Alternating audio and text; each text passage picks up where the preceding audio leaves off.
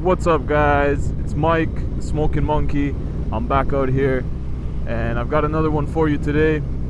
I figured since it's been a while since I've been riding this bike, about a year now, I thought I would make an update video for you guys of what it's like to use the bike on a daily basis and what it's like to live with. So this isn't exactly a review, but it's more of the different quirks and features and how the bike behaves and what it's actually like to use. So yeah, the bike is great so far. I love it. I don't really have anything negative to say about it. In the city, it's awesome because you have a lot of power in the gears. It's not bad. It drives great in the city. One of the features that I think is really great for people who are commuters or just riding around and hitting traffic is the auto start assist, or whatever Suzuki calls it. Basically, when you start letting go of the clutch here, it gives you a little bit of a throttle, it adds the throttle for you so you don't have to, and you start rolling. So most bikes, even that don't have that, you can get it to start rolling without giving it throttle, but it starts to shudder a bit. This one doesn't shudder. It starts to actually go and move, and you can probably get it going to about 10 kilometers an hour without ever giving it any gas. And that's great for in the city, for in traffic, if you're creeping bumper to bumper. I'll show you right here. I'm in first gear, no gas. If I let go of it, it starts going. And here, I'll give no gas. Okay, well, there's someone coming up behind me, so I gotta give a little bit of gas. But you get the point. It's really easy, it's intuitive. You don't have to worry about stalling out. It will stall on you if you do let go of it really quick and abrupt. I'm not gonna say it's not gonna stall on you, but it adds a little bit of peace of mind and a little bit of drivability, I should say, in the city. The other thing that I really like about it is it's nimble. You can see, you can flick it back and forth. It's almost like a BMX bike. There was a little bit of gravel back there and it was still going. You can see, it's actually really, really nimble. And it's narrow. It's a really narrow bike because it's naked. It doesn't have any fairings on it. So it's probably the same size as my 250 was, because that thing had a bunch of plastics all over the side. All the fairings were there. This is nice because I can park it almost anywhere. If I'm parking next to other motorcycles, it doesn't take up much space. In my garage is tight. I don't live in this neighborhood that you're about to see now. Trust me, I live in a place with one garage. I mean, a one car garage, and I do park a car in there. So it's tight, and it helps me out with that. It fits in there great. It's light. The bike is light. I think it's about 431 pounds soaking wet. And that's amazing. It's pretty much the same weight as a 250cc. I think my 250 was 390 or 400 and some odd pounds.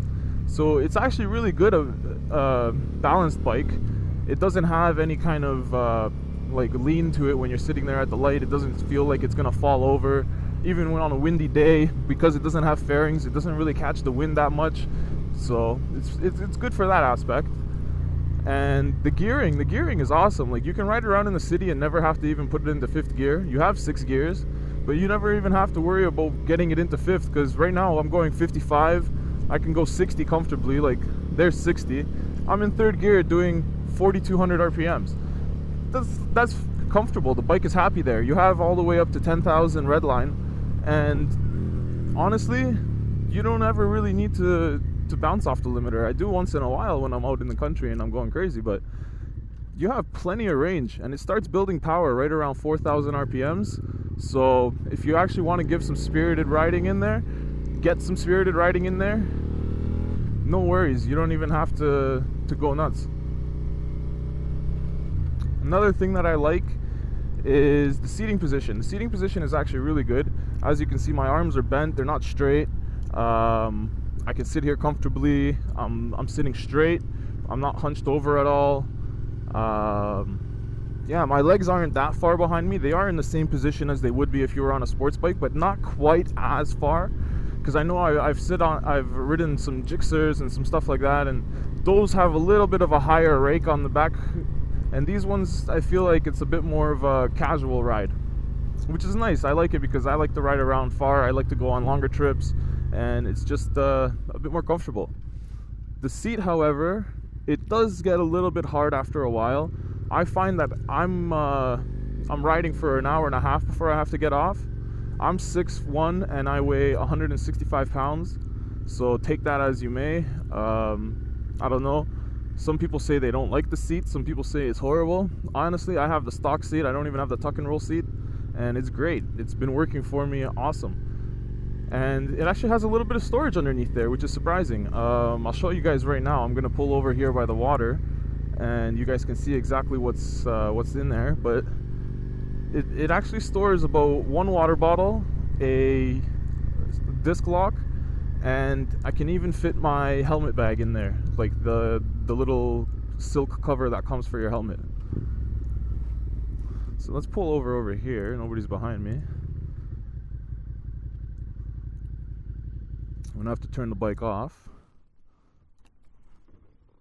Oh, that's a lean. I don't like this spot. That's better. So, we're fogging up here.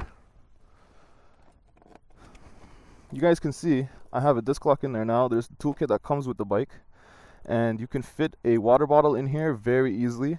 I've actually had a 1 liter water bottle in there many times, and it doesn't get too warm because you don't have the undertail exhaust. There's actually nothing under there, so it gets warm maybe from the sun hitting the top of the seat here, but you don't really have to worry about the engine or anything like that heating up the cargo.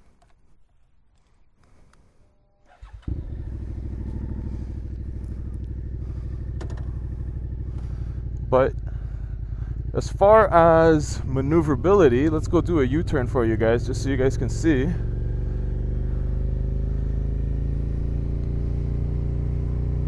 And I think I could probably get it done in this little part of the street here, but I'm gonna go just a little further.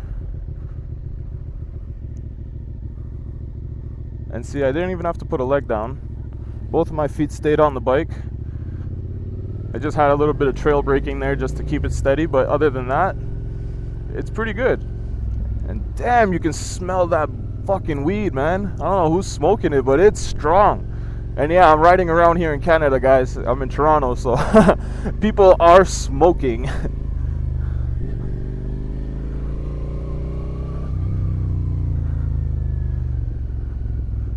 And as you can see, maneuverability is pretty good. You don't have to worry about turns or anything like that. It handles really great around corners. Whoa, cut your lawn, bro. Now, as far as gas mileage, it's pretty good. I get anywhere from 250 to 300 kilometers out of the tank. Yeah, take that as you may. I fucking speed a lot. So yeah, if you take it a little bit easier, you'll probably get a little bit better mileage. If you guys want to actually have an in-depth video of the gas mileage, I have one. I've put it up. If you guys want, I'll put the link in the description for you, just so you guys can check it out. But yeah, it's pretty good on gas. I would say that I can go on 2 nice rides, and then I have to fill up. So if you were using this as a commuter bike, I think it would be pretty great. It doesn't have a huge tank. I believe it's about 17.5 liters. In gallons, it's almost 5. I want to say it's like 4 something. I'm not exactly sure. I'm sorry for you guys that live in the States, but my conversions are a little bit shitty. I don't actually live there, so I don't know the conversions off the top of my head. But I can tell you that it's great. Got to keep it low, you know. You can't go too fast. Reliability, I've never had the bike actually have any issues. I've never had it stall out on me, but for any other reason than driver error. I've never had yeah, well, it's a brand new bike. What can I say? I've never had any issues. The only thing that I didn't like was the mirrors. I changed the mirrors out and I changed the exhaust out. I have videos for both of those if you guys want to check it out. And other than that, I think I would change out the headlight. The headlight isn't too great. It's just like a regular headlight. Somebody asked me how's the visibility. I would say it's pretty much exactly the same as if you were driving a car. You can see about 3 car lengths in front of you, which isn't that great.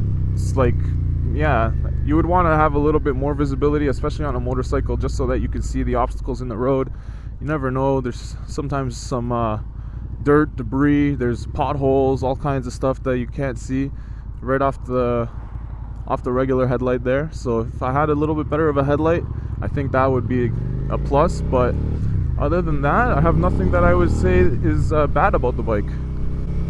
But yeah, guys, that's about it for today's video.